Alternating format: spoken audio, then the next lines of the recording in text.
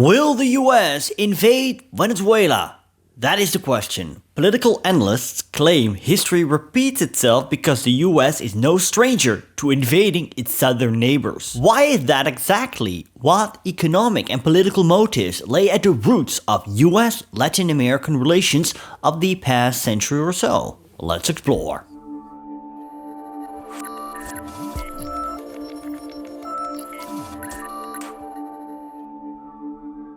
For older generations, it will feel like déjà vu. An American war fleet is lying menacingly off the coast of Venezuela, and the US is also preparing actions on land.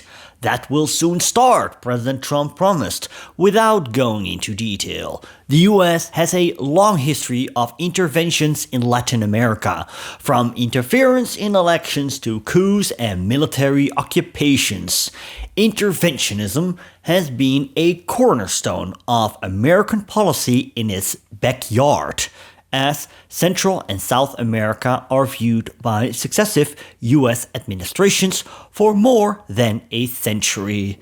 As early as 1823, US President Monroe announced a doctrine named after him, the Monroe Doctrine, which came down to the fact that Europe should not interfere in the Western Hemisphere.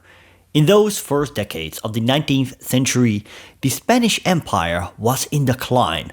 A number of Spanish colonies in Latin America declared their independence, after which the United States recognized 5 countries in 1822: Chile, Colombia, Mexico, Peru, and La Plata, Argentina. Meanwhile, however, rumors were rife that the Holy Alliance, the alliance of Prussia, Austria, and Russia, was raising an army to restore authority over the colonies. Tsar Alexander also announced that he wanted to further expand Russian activities on the American West Coast.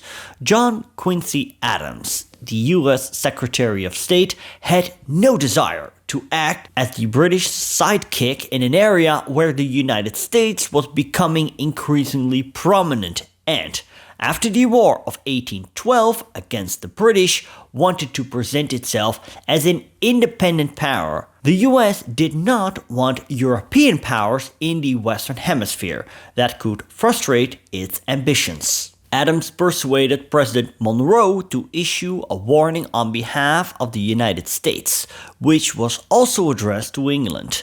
Interference by European powers in the newly independent countries in the Western Hemisphere would be seen as the manifestation of an unfriendly attitude towards the United States. As long as nothing happened, the Monroe Doctrine led a dormant existence. The US fought its own war with Mexico 1846 to 1848 and seized a large part of the country, California, and the current southwestern states. The Monroe Doctrine, with additions by Theodore and later Franklin Roosevelt, remained a cornerstone of American foreign policy. Theodore Roosevelt's adage was the famous "speak softly and carry a big stick."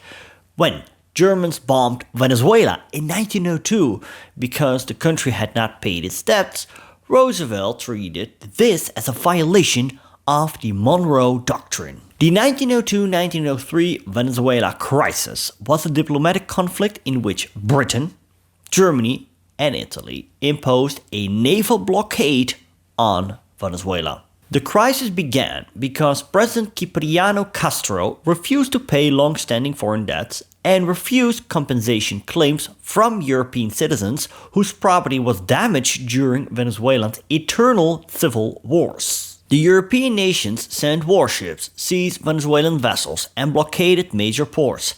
Castro expected that the Monroe Doctrine would force the United States to intervene on his side, but President Theodore Roosevelt initially stayed neutral. Roosevelt eventually stepped in, not to support Castro, but to prevent European powers from gaining influence in the region. The US pressured both sides into ending the blockade. Roosevelt told the German Kaiser that he had gone too far and had the entire US Navy conduct exercises in the Caribbean. The Germans gave in. In his 1904 State of Union address, President Theodore Roosevelt elaborated on this. The US would intervene in Latin American countries to counter flagrant abuses, he said. This quickly became standard practice when the business interests of American companies were at stake. This mainly benefited the United Fruit Company and Standard Fruit Company, which at the time monopolized the cultivation of crops such as bananas and sugarcane. Wages on the Latin American plantations were low and working conditions were poor, but anyone who opposed this incurred the wrath of the US. Countries that cooperated with American fruit companies became known as banana republics. The Banana Wars, 1898-1834, referred to a series of US military interventions and occupations of Latin America and the Caribbean, primarily aimed at protecting American economic interests.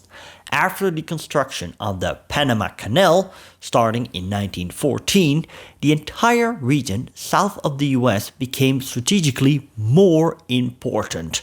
Until the 1930s, Washington often sent troops to Cuba, Nicaragua, Haiti, and a handful of other countries to secure corporate property and profits. After that, Washington undertook almost no military adventures in South America for many years. During the Second World War, Latin American nations received much aid from the US to keep away Axis influence. But during the Cold War, fear of communism led to new interventions. First in Guatemala in 1954, a coup organized by the US was followed by a brutal dictatorship and 36 years of civil war. In Cuba, on the other hand, the US failed to impose its will. In 1961, an attempt to overthrow Fidel Castro's revolutionary regime with the Bay of Pigs invasion failed enormously. The operation was set up by the CIA and carried out by Cuban exiles from Miami, so-called brigadistas. A series of mistakes turned into a humiliating failure.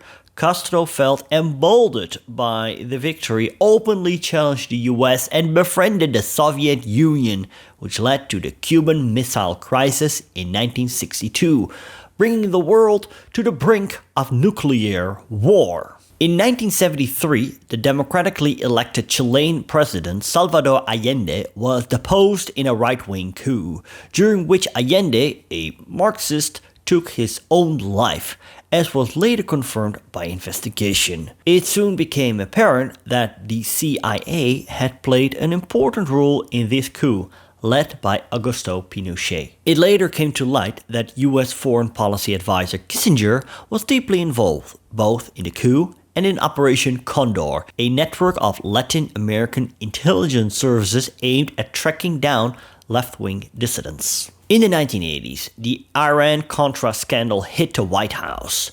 Top advisors to President Reagan were found to have arranged illegal armed shipments to Iran in order to raise money for the Contras.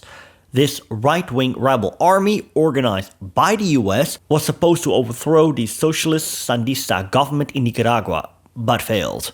When it also emerged that the US-backed regime in neighboring El Salvador was committing atrocities against left-wing rebels on a large scale, the mood changed completely. Washington no longer seemed interested in covert operations in that region. It was not until 1989 that America ventured into regime change again, this time quite openly in Panama. And it succeeded. American troops arrested President Noriega and took him to Miami, where he was convicted of drug trafficking. The current military threat of the coast of Venezuela is therefore part of a long history of American interventions in the region. It is unclear how far Washington is now prepared to go in confronting Venezuelan leader Nicolas Maduro. But for many people in the region, the echoes of the past will be of little comfort. How come the US and Venezuela has such bad relations in the first place? You will discover by clicking on this video.